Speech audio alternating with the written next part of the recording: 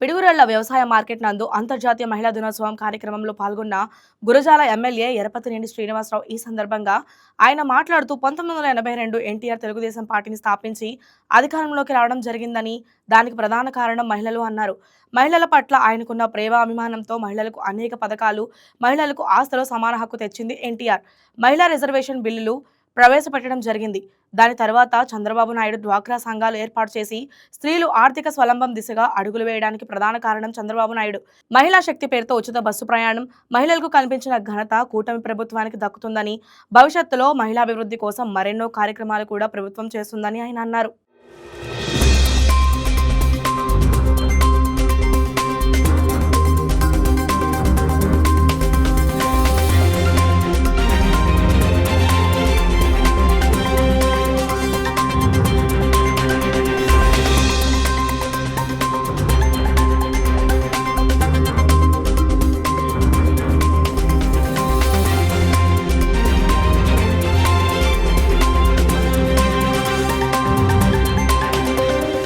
ఈ వీడియో మీకు నచ్చినట్లయితే లైక్ కొట్టి షేర్ చేసి మా వైకే టీవీ ఛానల్ని సబ్స్క్రైబ్ చేయండి.